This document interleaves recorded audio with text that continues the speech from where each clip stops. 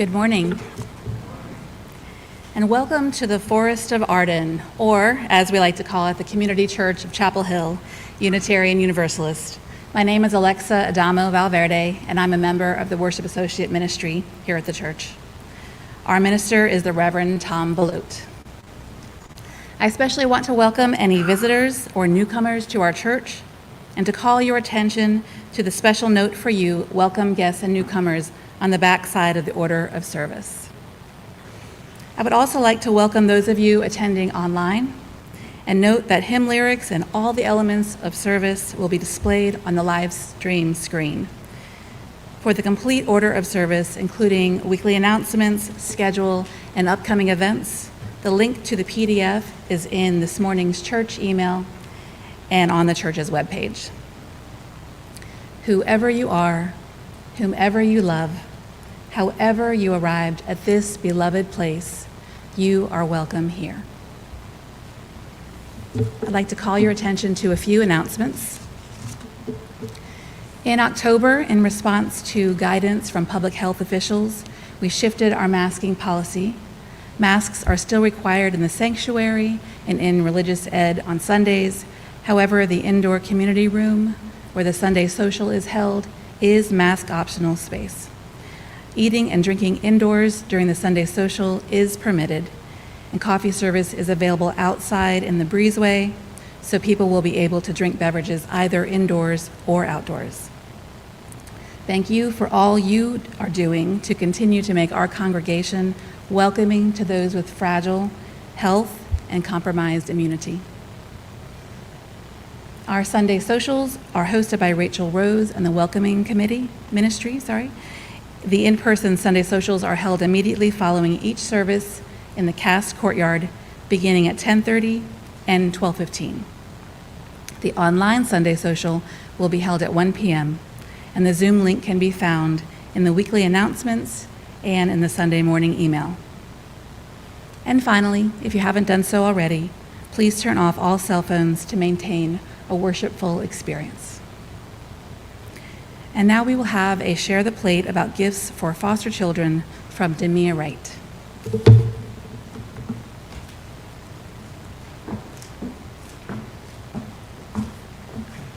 Good morning.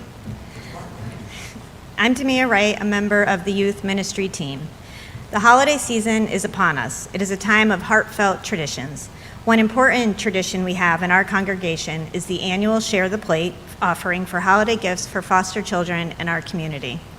Our congregation has been a stalwart contributor to the Orange County Holiday Program for over 25 years and to the Chatham County Holiday Program for more than a decade.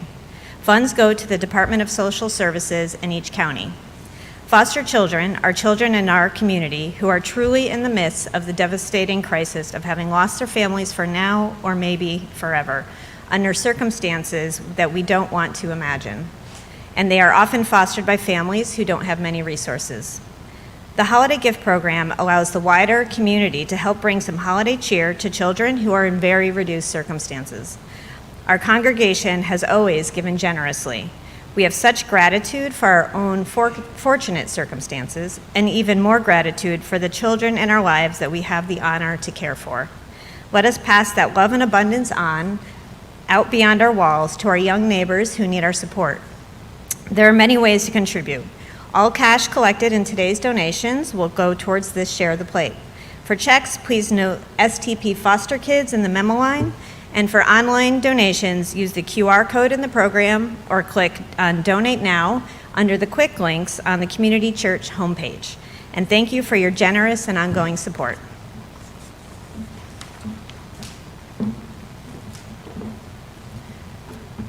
Thank you, Demia. Please stand in body or spirit for our opening hymn, number 360, Here We Have Gathered in Your Gray Hymnal.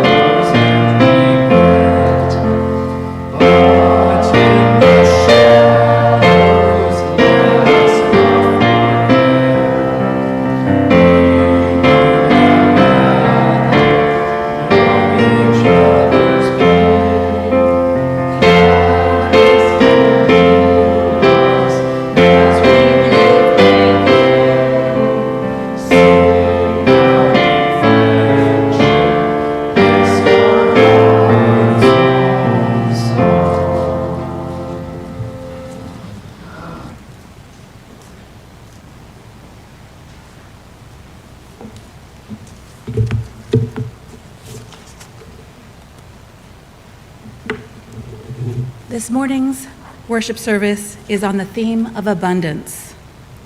As we prepare to enter worship, I offer this poem titled Abundance by Amy Schmidt, written in memory of the poet Mary Oliver, whose own poetry spoke of the importance of paying attention and opening in wonder and amazement to what is around us. Abundance by Amy Schmidt, in memory of Mary Oliver. It's impossible to be lonely when you're zesting an orange.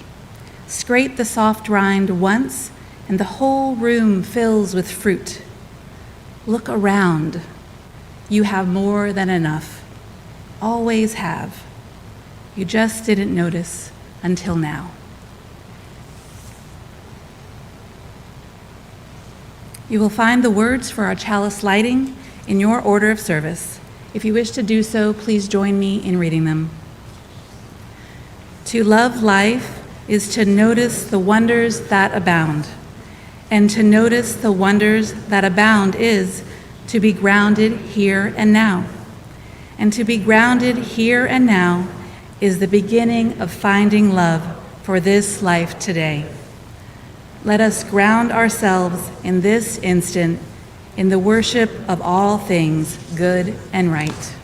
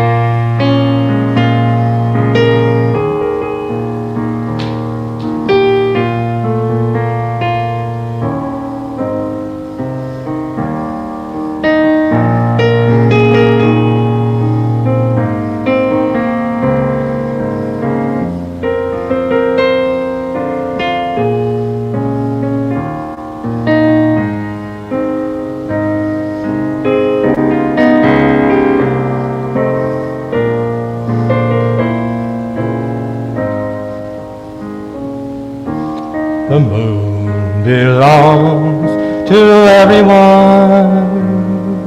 The best things in life are free. The stars belong to everyone. They gleam there for you and me. The flowers in spring, the robins that sing, the sunbeams that shine, they're yours, they're mine, and love can come to everyone. The best things in life are free.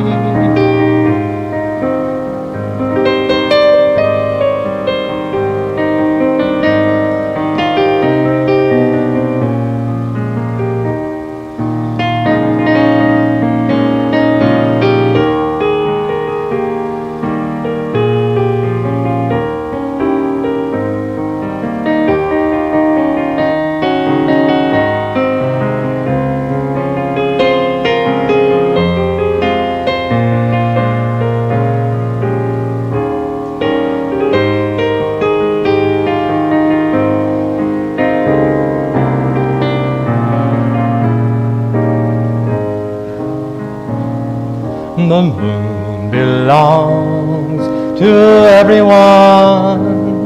The best things in life are free. The stars belong to everyone. They gleam there for you and me. The flowers that's in spring, the robins that sing, the sunbeams that shine, they're yours, they're mine, and love can come to everyone. The best things in life, the best things in life, the best things in life are free.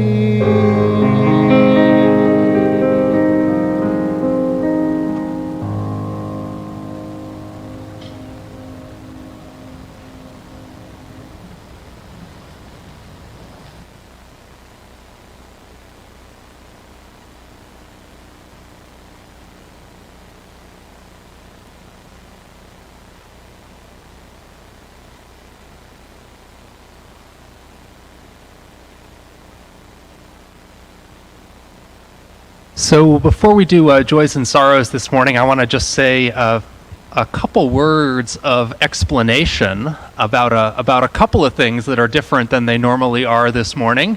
I want to do a word of explanation about my hair, just in case you missed that, and then I want to do a word of explanation about the decor in here. So first of all, the hair, just so we all have the same narrative.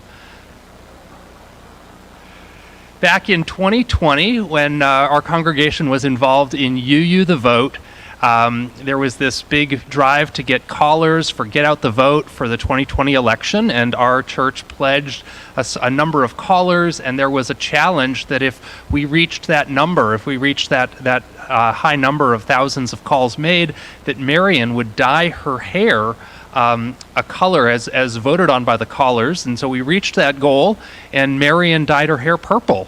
And this actually set off it became a thing. And so this year, when we were doing UU the Vote for the 2022 midterms, the church in Portland met their goal, and their music director dyed his hair blue. And some other religious professionals dyed their hair, and our team leader, Melva Oken, asked me, Thom, would you be willing to do something if we met our goal? And I said yes. And we met our goal, and I figured, go big or go home. So it's not like this every week, but it's kind of growing on me a little bit. So we'll see. And also, speaking of not like this every week, this is the week of our fall musical. We had our shows on Friday and Saturday night. It was amazing how many people came to the fall musical. It was absolutely amazing. A cast of about 40 members of our church, all the way from a second grader all the way up to seniors. We have children, youth, campus ministry, young adults, parents of young kids, active seniors, everybody contributing to this amazing theatrical production musical of Into the Woods, or no, not Into the Woods, As You Like. I'm thinking of The Woods here, As You Like It, Shakespeare's As You Like It as a musical. There's one more show today at 5 o'clock matinee, so if you haven't seen it yet, or if you want to see it again, please come out today at 5 o'clock, and because you can tell the amount of work that's been put in converting the church back to a worship, back to how it normally looks, only to put up all of the sets and props and everything all again is not feasible. So we get to worship in the Forest of Arden this morning. We're going to do Joys and Sorrows a little bit differently. Normally we do it on a microphone down there, but today we're going to do Joys and Sorrows up here. And so we're going to have people, if you are able to come down the wings and take a couple steps up. You can put a stone in the water, say your name, and briefly share your joy or your sorrow. We're going to ask you not to come through the wings, because there's lots and lots of props back there that we don't want for them to change their space. So if you've come this morning with either a joy or sorrow to share, you're invited to come forward and say it.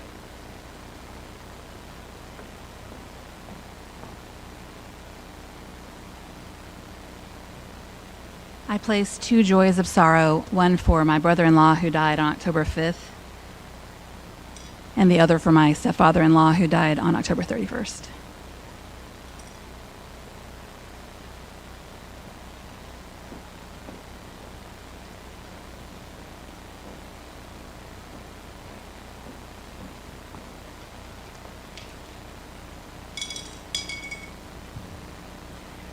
Hi, Demia Wright again, and it's been a busy couple weeks for us and for me. But one big joy is that my sister got married to her spouse Hannah a couple weeks ago, and it was a real joyous celebration and disco party and lots of fun.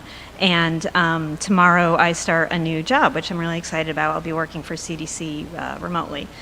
So it's been a hard goodbye to my last job, but I'm really excited to actually rejoin a team I used to work for when we left Atlanta. Bye.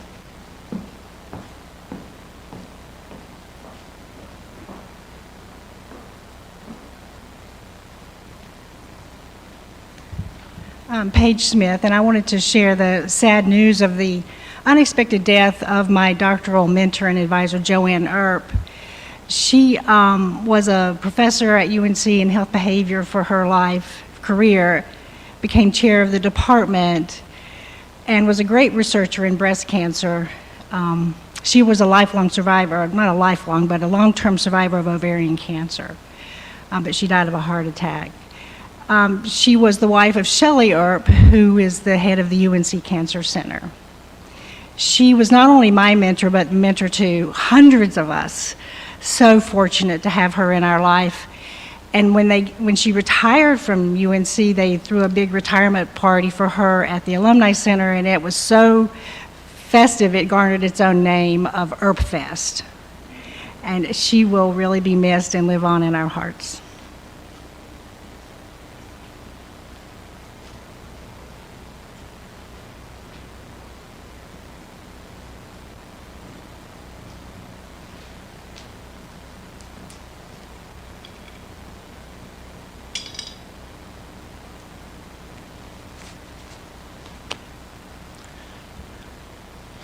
My name is Frans Verhagen, and I have a personal joy, and maybe that joy may be shared with many people all over the world who have a joy that the COP27 came up with a significant ending of the Climate Fund. It's a personal joy for me, because for the last 20 years I've been engaged in this particular activity by proposing a UN People's Bank, which might be one of the options, hopefully, in the next 5 or 10 years.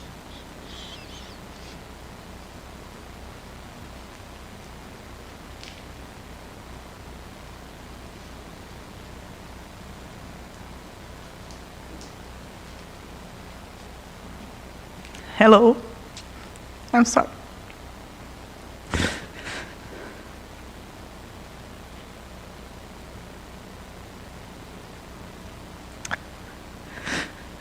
I'm very happy to be here.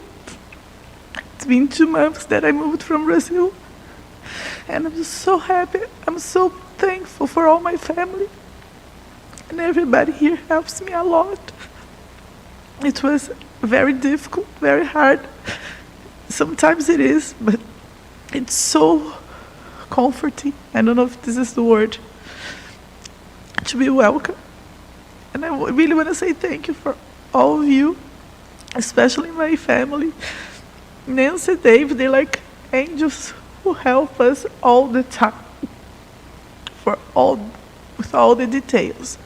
And I'm very thankful for being here. I'm sorry for crying.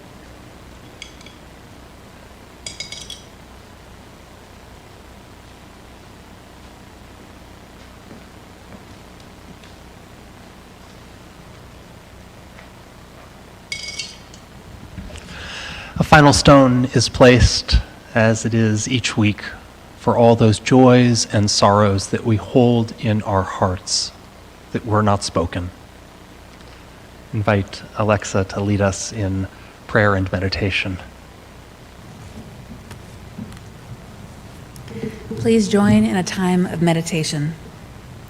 In this season of harvest, of apple and pumpkin, cranberry and corn, may we hold before us a time of amazement for all the gifts of earth and blessings of life.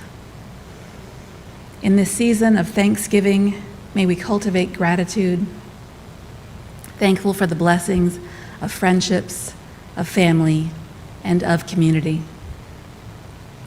In this season of lengthening nights, may we remember the dark soul of the, in the season of lengthening nights, may we remember the dark night of the soul, reminding ourselves that life also holds pain and struggle, grief and mourning.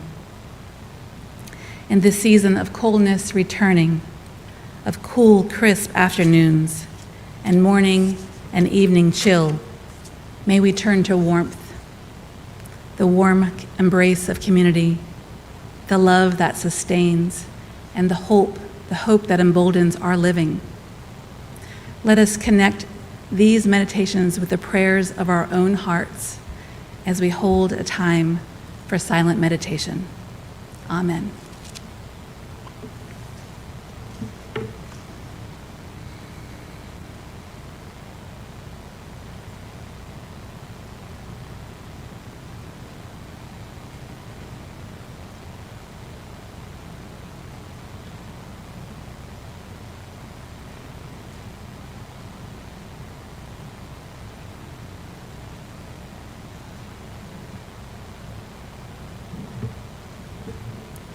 Please join in singing hymn number 1010, We Give Thanks.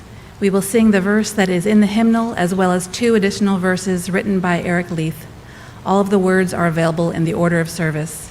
Please rise in body or spirit and join in singing.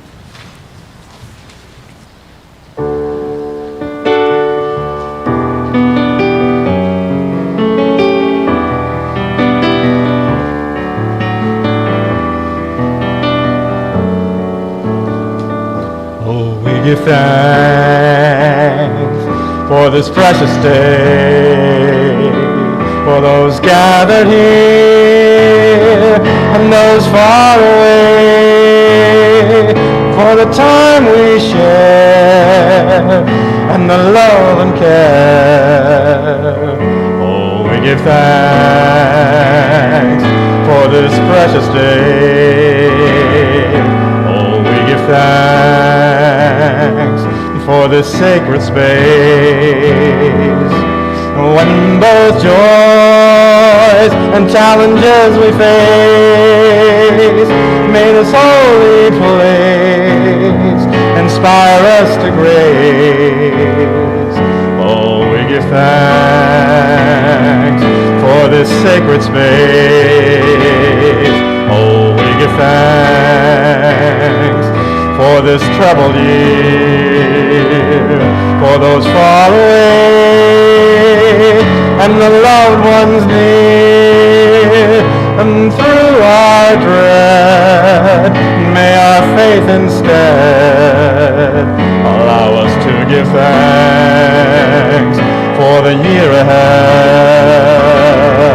Oh, we give thanks for this precious day, we're all gathered here and those far away, for the time we share and the love and care.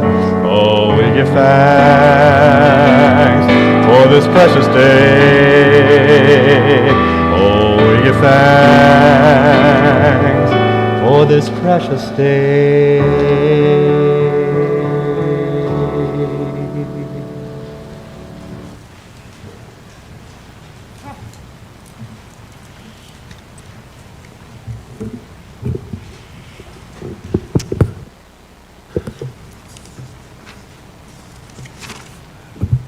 For the reading, I just want to say thanks to Eric for that song.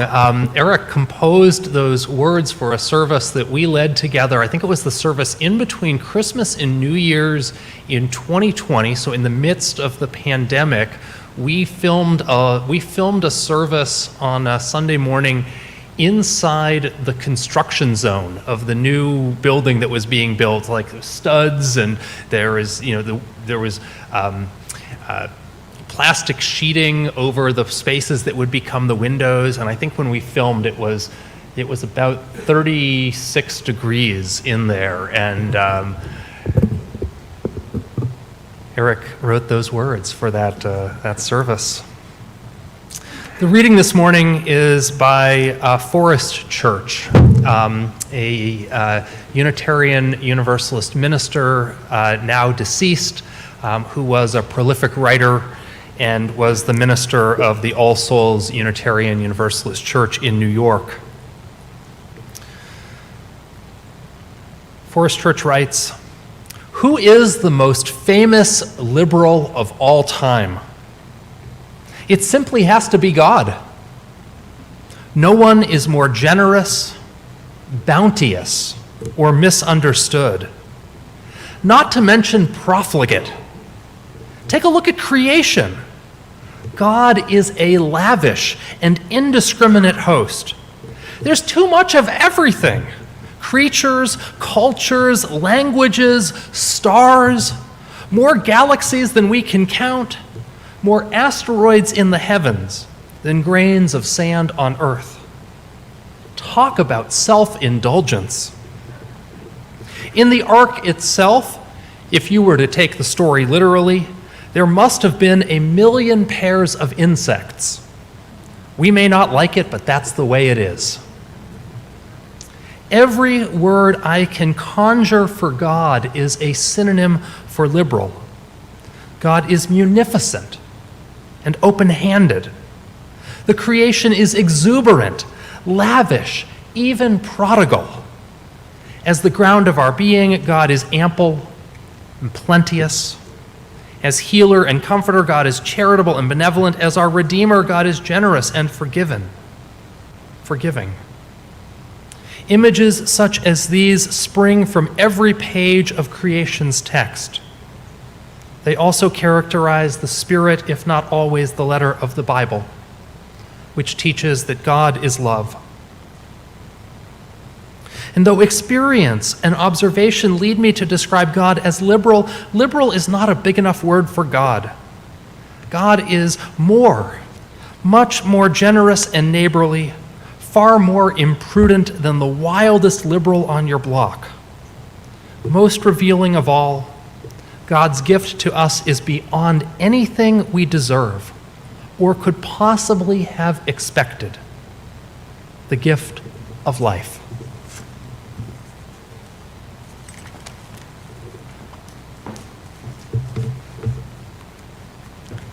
Freely have we received gifts that minister to our needs of body and spirit. Gladly we bring our church and its wide concerns a portion of this bounty. If you wish to donate online, there is a QR code in the order of service, which can be read by your cell phone's camera, and there is information on the church's website. We will now receive this morning's offering.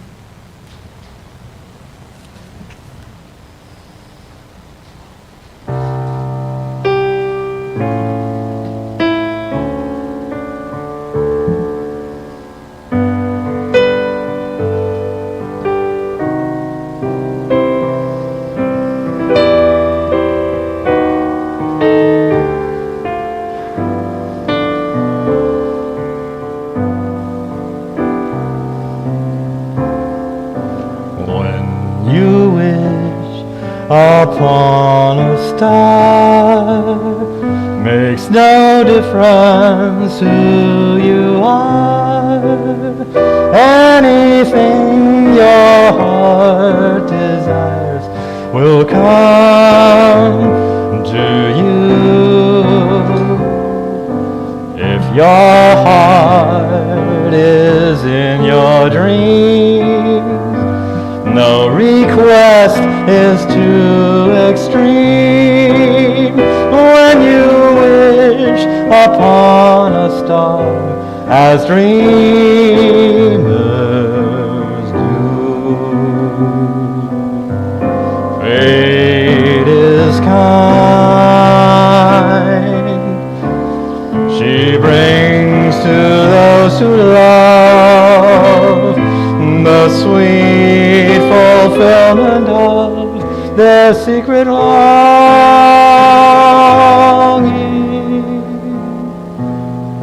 Like a bolt out of the blue, fate steps in and sees you through. when you wish upon a star, your dreams come true.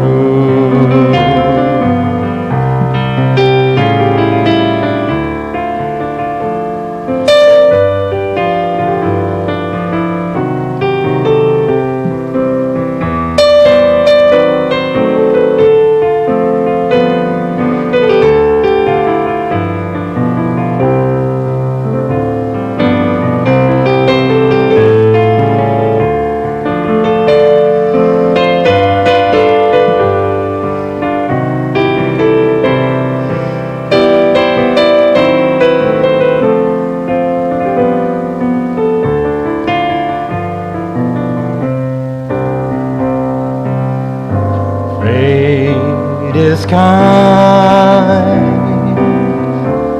She brings to those who love the sweet fulfillment of their secret longing.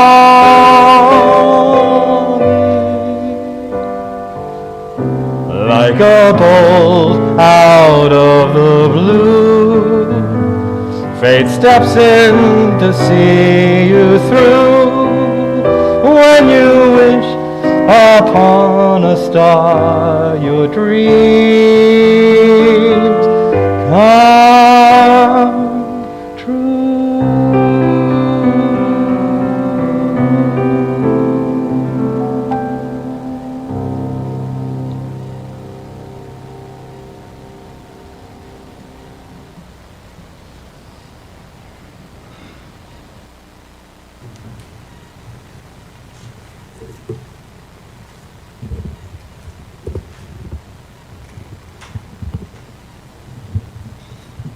I'm going to start this morning with a parable about the kingdom of heaven.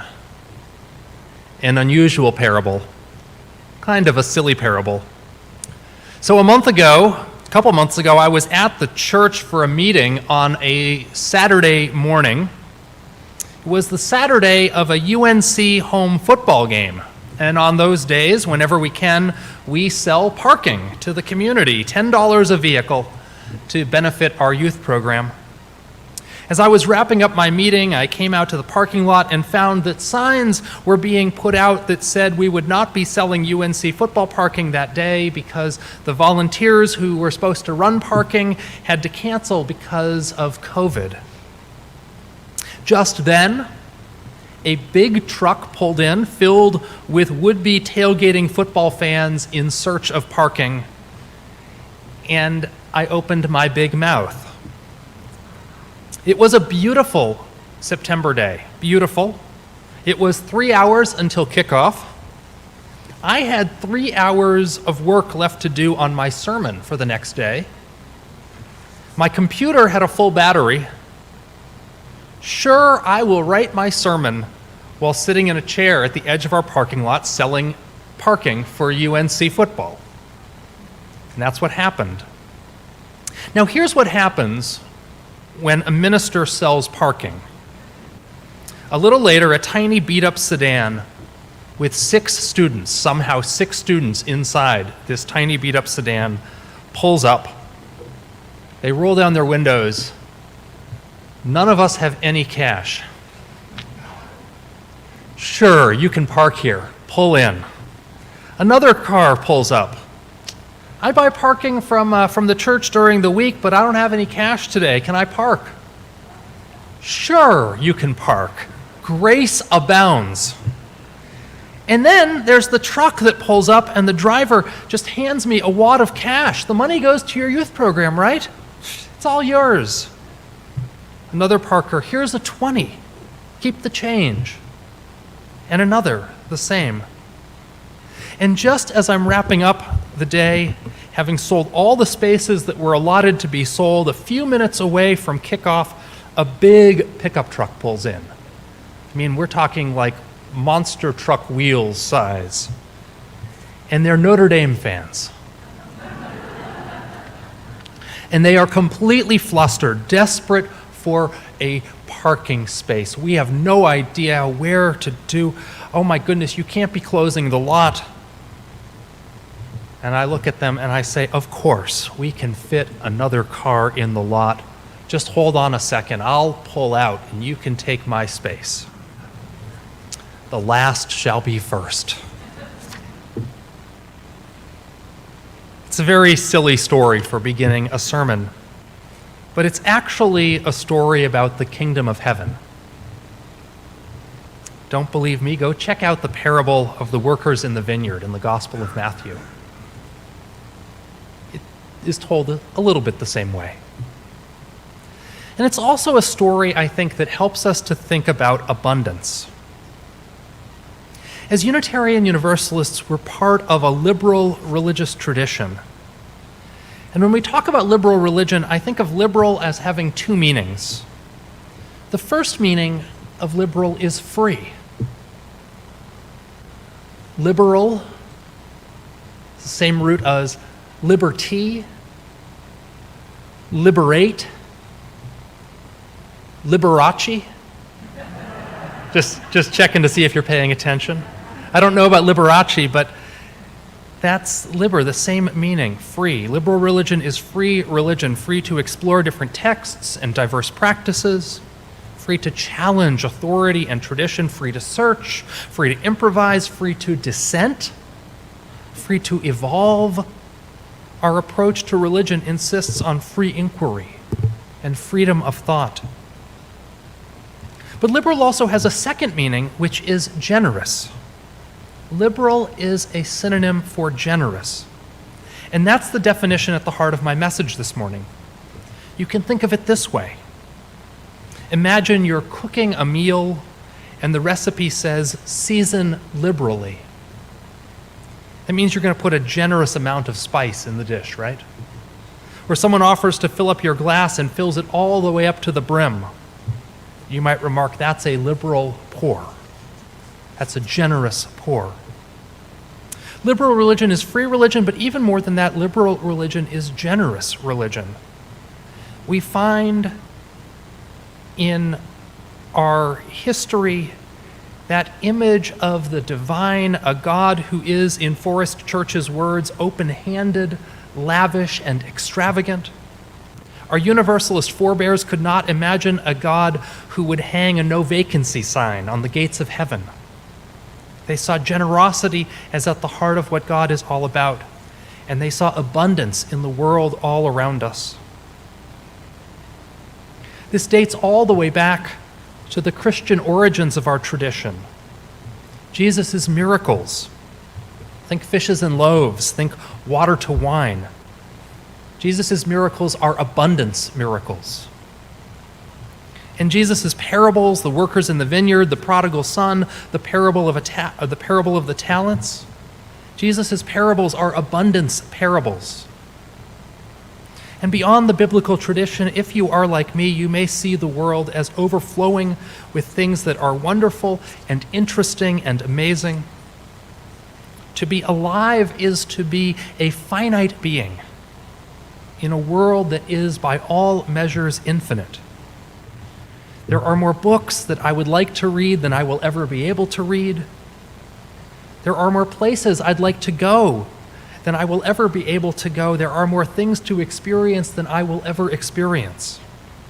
There is just way too much of everything. Abundance. We live in the midst of abundance. Those words from Forrest Church's reading, generous, bounteous, lavish, indiscriminate, ample, profligate and prodigal, exuberant, munificent, open-handed, abundant.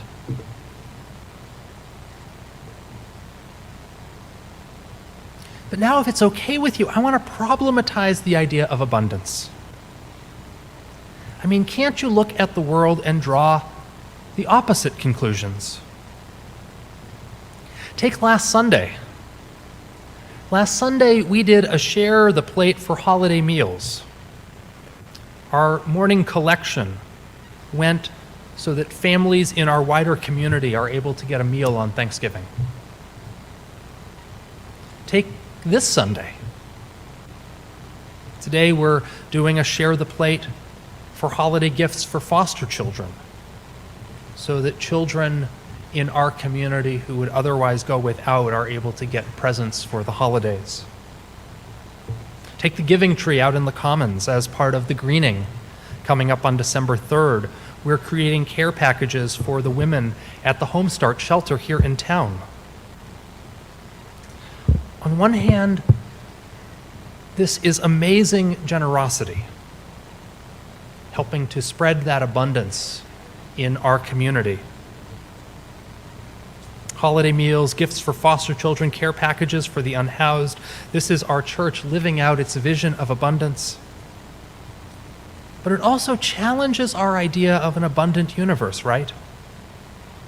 To know that there are hungry children, neglected children, families without a safe place to live. And within our church community, what does it mean to talk about abundance when for some of us the ends barely meet or don't meet? We struggle, not all of us, but a number of us, with having to juggle things, with having to make tough choices, with anxiety and uncertainty, whether that's for tomorrow or next year or next decade. So please know, when I speak of abundance, I do so not to deny that want exists. Want most definitely exists. There is poverty and hunger and homelessness and lack of health care and lack of security. But when I speak this morning, I say these things are a systemic failing of our society, not the natural state of how things must be. Please know that a theology of an abundance, what I mean by that is not some magic way of thinking that will insulate you from worry or want. And please, please, please, please know that you will never hear the message that if you are experiencing worry or want, that you're doing something wrong religiously. That is an abusive message. But here is what I think. When I speak of abundance, I do so not as any sort of guarantee that we will never experience want or anxiety or lack of security. Abundance is not a magic mindset. It isn't something we manifest out of thin air. So what is abundance then? Abundance, I think, can be a way of seeing, a way of being, and a dream of what might become, a vision of what might become. In our opening words, Alexa read a poem about finding abundance in the zest of an orange. In our reading, Forest Church spoke of the natural world and the human community as evidence of abundance. Abundance is a way of seeing, a way of noticing, but it's also a way of being. It's a way of saying there is room for one more. It's a way of saying there's room for you. It's a way of saying I have something to share. It's a way of saying I'll gladly let you share with me. Abundance is a way of seeing, a way of being, and a vision for our world, for what it might become. It says scarcity is not the natural state of things, destruction is not the natural state of things, but there is an abundance we might grow into, might cultivate, might protect, and might steward.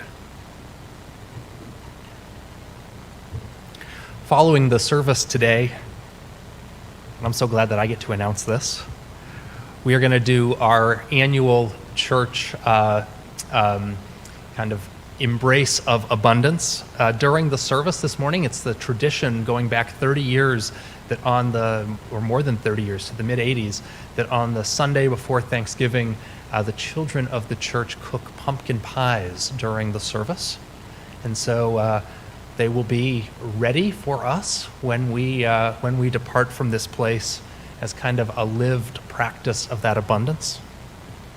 Don't leave right now, stay till the end of the sermon.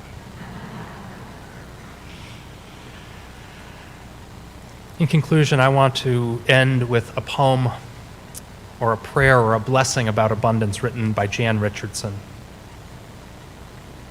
As we hear it, I invite us to imagine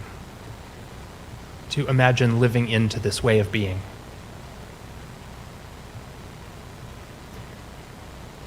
Jan Richardson writes, "And the table will be wide, and the welcome will be wide, and the arms will open wide to gather us in, and our hearts will open wide to receive, and we will come as children who trust there is enough,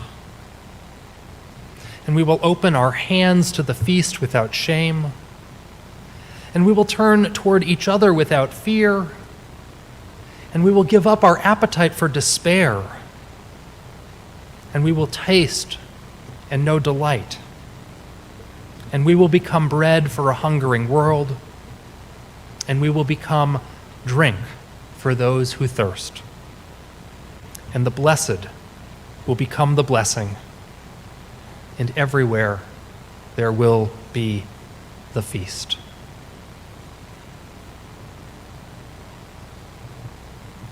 A parable for the kingdom of heaven.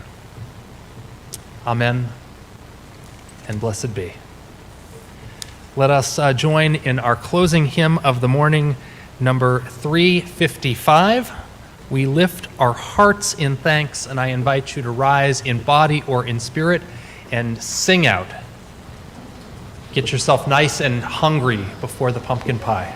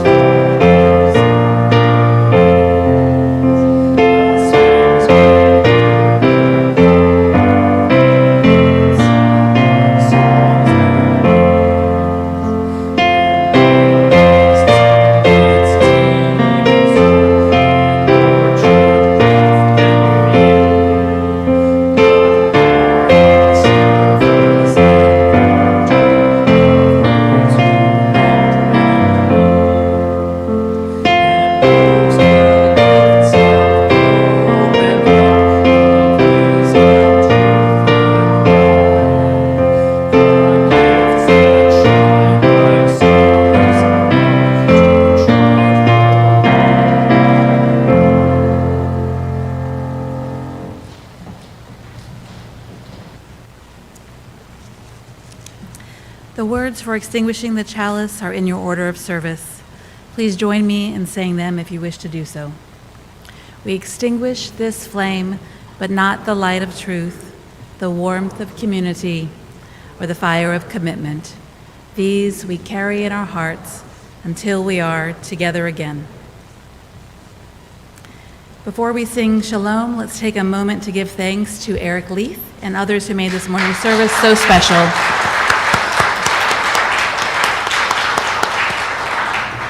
For the singing of Shalom, please cross your hands over your chest if you prefer not to hold hands.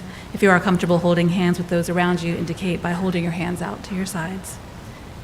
Now please join us in singing Shalom. The words are in the order of service.